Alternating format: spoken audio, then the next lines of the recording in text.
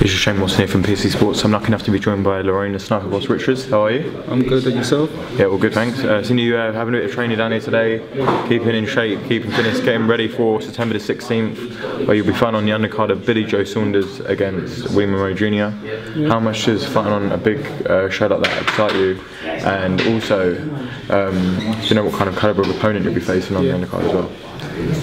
Well, I'll ask your second question first. I don't know who I'm fighting yet. I'm still looking for an opponent. What I know is that on the day I've got to go in there, I've got to do a job, and I've got to do it in a good fashion. In regards to being on the show, it's a good show to be on. Being on the undercard of Bjs Saunders, and it's a good show, and it's a good platform for me to demonstrate my skills. So can't wait for the night. Can't wait to fight now. You fought at the Brentwood Centre on the MTK show, yeah. And you showed a very dominant performance once again. I mean, I'd say pretty much all of your victories so far have been dominant displays, but it's getting the ring craft and learning your way around the ring, getting used to the whole experience of being on a fight night and big fight night bills. Yeah. How was that experience for you to fight at that Brentwood show? Yeah. And how far away do you think you are from a title shot? Obviously I had 2.5 years out, which is well documented, and only now I'm starting to get my momentum going. Everything's starting to come together, and I'm really starting to enjoy my boxing now. Obviously in regards to titles, I think I'm ready for a title now. I'm ready for a step up. I think that's where you'll see the best of me, so should be within the next couple of fights, but it's all up to my manager and my coach, and we'll go from there. So fighting on bills like this, I know obviously you've sparred Bjs Saunders in the past as well. So, and also I know you're quite good friends with Bjs Saunders. Yeah. Does that make it even better for you to fight on these kind of cards? Because he's around someone you know and someone obviously who you've sparred with in the past? Well, you know, to be honest, I've got tunnel vision, so it doesn't matter what show it's on, whether it's in a small hall or whether it's in a phone box or a big stadium. I've got to get the job done, and boxing's boxing at the end of the day, and you're only as good as your last fight, so at the end of the day I just got to get the job done. It's not about the bill. Obviously it's nice to be on the bill as a bonus, but I've got to get the job done regardless. So. How many more times do you expect to be out before the year's out? I'm hoping to 3 times. Be good. 3 times be good. Before the end of the year, I want to keep busy. I want to stay active. So yeah, 3 times hopefully. And is there like a specific route you want to go down? Do you want to go down the British route? Do you want to go down the international route? Or do you know me? I sort of, when it comes to like Bradley Skate, I look up to him because he's done the Southern area, done the English and the British. He's won the British title out right now, so he's done it the traditional way, and now he's moving on to world honours, and that's exactly what I want to do. Obviously with boxing, things change. You don't really know what's going to happen. Belts get relinquished. Do you know what I mean? So it all depends on the landscape of things, and then we'll just go from there.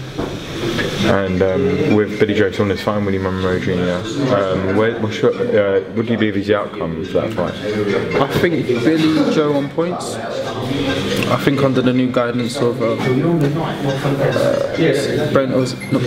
Dominic Eagle, Billy will be able to perform to his best.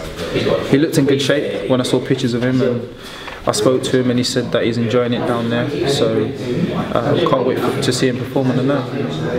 And also we've got Hughie Fury against Joseph Parker coming up soon. Yeah. Heavyweight clash. I mean, we've got the chance to have another British heavyweight, well, world heavyweight champion in Hughie Fury against Parker. So what do you believe the outcome will be for that fight? Do you know what, I think, if you think about it, I think Parker's more tested than Hughie Fury with the opponents that he's faced. When it comes to Billy, everyone knows that Hughie Fury's got Billy. It's whether he can turn up on the night, and hopefully he goes out there and does the business. If anyone's going to do it, Fury's going to do it. So I wish him all the best. And also, did you watch the McGregor fight? Yeah, of course, yeah, I watched it, yeah. And what was your thoughts on the outcome? But I'm assuming you pretty much predicted the outcome. But you know what? I knew Floyd would win, but I was saying Floyd on points because Floyd ain't really had much knockouts. But then again, after assessing it, after a while, I realised that Conor McGregor had done the long distance, so that's where Floyd caught him out, didn't he? So yes, it went the way I expected. Yeah. Have you got the chance to fight a UFC fighter in a boxing ring? Would you be up for that? Yeah, why not? Why not? If the money's right. If the money's right, I'll probably do it the other way as well. Also, we've got another huge fight coming up December the 16th on the same night that you're fighting is Golovkin against Canelo. People say it's going to be fight of the year. It probably, you would have to say probably would be fight of the year, but they finally got the two big fighters to come together. Only one world title missing from that, that's Bjs, of course. So what do you believe the outcome of that fight would be as well?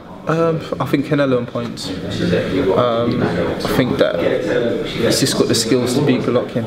He's got the movement, he's got the power, and one thing, he's got good IQ. He's got good IQ. So I'll say Canelo on points. I would like Golovkin to win, just purely on the fact that I would like Billy to unify all the belts. And so there's an undisputed middleweight champion. Same way, you know, what happened the other week, Terence Crawford and Ndongo, I would like that again. But may the best man win, but it's going to be a very, very good fight. Obviously, a lot of people speak about you as, and obviously you're not just a sparring partner, but the sparring sessions you have had as a fighter, that's where obviously people probably see you at best because you're fighting world level opposition sparring, and they always speak very highly of you, including Billy Joe Saunders being one of the people who spoke out most about you as a fighter.